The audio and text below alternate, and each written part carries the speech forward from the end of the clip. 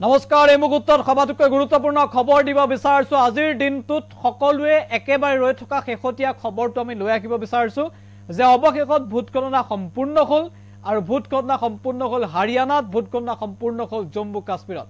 হাৰিয়ানা আৰু জম্মু কাশ্মীৰত কোনে কিমান আসন লাভ কৰিলে তাৰ সবিশেষ তথ্য এই মুহূৰ্তত লৈ আহিব বিচাৰিছো সমগ্ৰ দেশৰ ৰাজনীতিত আজিৰ দিনটোত চৰ্চাত আছিল হাৰিয়ানা আৰু জম্মু কাশ্মীৰৰ বিধানসভা নিৰ্বাচনৰ ফলাফল সমগ্ৰ দেশবাসীৰ দৃষ্টি নিবদ্ধ হৈ আছিল এই দুইখন ৰাজ্যৰ বিধানসভা নিৰ্বাচনৰ ফলাফলত আৰু অৱশেষত ভোট গণনা সম্পূৰ্ণ হৈছে আৰু এই মুহূৰ্তত ফলাফল আমাৰ হাতলৈ আহি পৰিছে হাৰিয়ানাত কিছু সময়ৰ পূৰ্বে যেটো 36খন আসনত কংগ্ৰেছে অগ্ৰগতি লাভ কৰি আছিল এই মুহূৰ্তত যি তথ্য আমাৰ হাতলৈ আহি পৰিছে 37খন আসন কংগ্ৰেছে দখল কৰিছে হাৰিয়ানাত 37খন আসন দখল কৰিলে কংগ্ৰেছে বিজেপিয়ে লাভ কৰিলে 48খন আসন পূৰ্বে 50-51খন আসন পৰ্যন্ত বিজেপি লিড লৈছিল কিন্তু শেহতীয়া তথ্য বিজেপি 48খন আসনত জয় সাব্যস্ত কৰিলে আৰু আমি উল্লেখ কৰিছো নিৰ্দলীয়কে ধৰি আন দলসমূহে 5খন আসনত জয় সাব্যস্ত কৰিছে হাৰিয়ানা বিধানসভাৰ নিৰ্বাচনৰ ফলাফল হাৰিয়ানা বিধানসভাৰ নিৰ্বাচনৰ ফলাফল এই মুহূৰ্তত জম্মু কাশ্মীৰৰ কথা উল্লেখ কৰিব বিচাৰিছো আমি ইতিমধ্যে উল্লেখ কৰিছো এনচিয়ে 42খন আসন লাভ কৰিছে জম্মু কাশ্মীৰত আৰু বিজেপি 29খন আসন কংগ্ৰেছে 6খন আসন লাভ কৰিছে আৰু অন্যান্যই 7খন আৰু জেকে পিডিপিয়ে লাভ কৰিছে 3খন আসন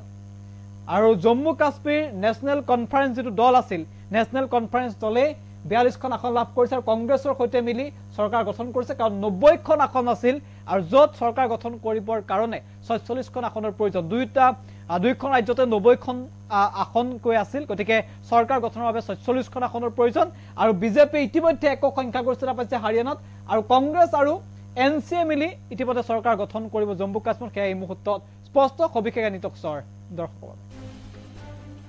গুৰুত্বপূৰ্ণ খবৰ আমি জনাইছো এই মুহূৰ্তত ভোট গণনা সম্পূৰ্ণ হ'ল দুই ৰাজ্যৰ আৰু দুই ৰাজ্যৰ এই মুহূৰ্তত ফলাফল আমি জানাব বিচাৰিছো বিজেপিৰ দখললৈ হাৰিয়ানা একেবাৰে স্পষ্ট কংগ্ৰেছ এনচি দখললৈ জম্মু কাশ্মীৰত কংগ্ৰেছ আৰু এনচি চৰকাৰ গঠন কৰিব আৰু ইতিমধ্যে মুখ্যমন্ত্ৰী কোন হ'ব সেয়া আমি ইতিমধ্যে উল্লেখ কৰিছো ওমৰ আব্দুল্লা মুখ্যমন্ত্ৰী হ'ব বুলি দাবী কৰা হৈছে আৰু একে সময়তে হাৰিয়ানাত নয়ব সিং সৈনী হয়তো মুখ্যমন্ত্ৰী হ'ব পাৰে এই মুহূৰ্তলৈকে আনুষ্ঠানিক কোনো ঘোষণা নাই আৰু হাৰিয়ানাত সম্পূৰ্ণৰূপে একক সংখ্যাগৰিষ্ঠতা লাভ কৰিছে বিজেপিয়ে যেহেতু 90খন আসন আছিল চৰকাৰ গঠনৰ বাবে 46খন আসনৰ প্ৰয়োজন গতিকে হাৰিয়ানাত 48খন আসন লাভ কৰিছে বিজেপি অৰ্থাৎ একক সংখ্যাগৰিষ্ঠতা বিজেপিৰ আছে গতিকে বিজেপিৰ চৰকাৰ হাৰিয়ানাত হয়তো নয়ব সিং সৈনী হাৰিয়ানাত পুনৰ প্ৰধান ক্ষমা কৰিব মুখ্যমন্ত্ৰী হিচাপে তেওঁ শপত ল'ব পাৰে পুনৰ মুখ্যমন্ত্ৰী হ'ব পাৰে নয়ব সিং সৈনী আৰু একেদৰে জম্মু কাশ্মীৰতো মুখ্যমন্ত্ৰী ইতিমধ্যে ওমৰ আব্দুল্লাৰ কথা চৰ্চালৈ আহিছে গতিকে দুইখন ৰাজ্য জম্মু কাশ্মীৰ কংগ্ৰেছ বা এনচিৰ দখললৈ আৰু হাৰিয়ানা যে বিজেপিৰ দখললৈ গ'ল সেয়া একেবাৰে স্পষ্ট হ'ল কোনে কিমান আসন পাইছে সেয়া আমি ইতিমধ্যে উল্লেখ কৰিছো জেকেএন অৰ্থাৎ জম্মু কাশ্মীৰ নেশনেল কনফাৰেন্সে 42খন আসন বিজেপিয়ে 29খন আসন জম্মু কাশ্মীৰত পাইছে হাৰিয়ানাত কিমান আসন পাইছে সেয়া আমি ইতিমধ্যে উল্লেখ কৰিছো আৰু অন্যান্য জম্মু কাশ্মীৰ যদি আমি চাব যাওঁ পিডিপিয়ে 3খন আসন পাইছে কংগ্ৰেছে 6খন আসন আৰু ইণ্ডিপেণ্ডেণ্ট 3খন আৰু বিজেপিয়ে একেদৰে 48খন আসন পালে হাৰিয়ানাত কংগ্ৰেছে 37খন আসন নিৰ্দলীয় 3খন আৰু আইএনএলডিয়ে 2খন আসন পাইছে হাৰিয়ানাত চাবলৈ গ'লে কংগ্ৰেছ আৰু বিজেপিৰ মাজত আজি অত্যন্ত যুঁজ হৈছিল প্ৰথম অৱস্থাত কংগ্ৰেছ যথেষ্ট আগবাঢ়ি আছিল মাত্ৰ কেইখনমান আসনৰ পাৰ্থক্য ইয়াত দেখিবলৈ পোৱা গৈছে যেটো 37খন আসন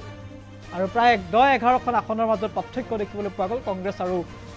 বিজেপিৰ মাজত খুব যথেষ্ট ভোটৰ ব্যৱধান কিন্তু কেইবাখনো আসনত যথেষ্ট কম ক'ৰবাত যদি 2000 ক'ৰবাত 3000 এনে ধৰণৰ পাৰ্থক্য দেখিবলৈ পোৱা গৈছে গতিকে কংগ্ৰেছ আৰু বিজেপিৰ মাজত তুমুল প্ৰতিদ্বন্দ্বিতা হৈছিল অন্তত শেষত তাত বিজেপিয়ে যে চৰকাৰ গঠন কৰিব সেয়া এক প্ৰকাৰৰ ইতিমধ্যে স্পষ্ট হৈছে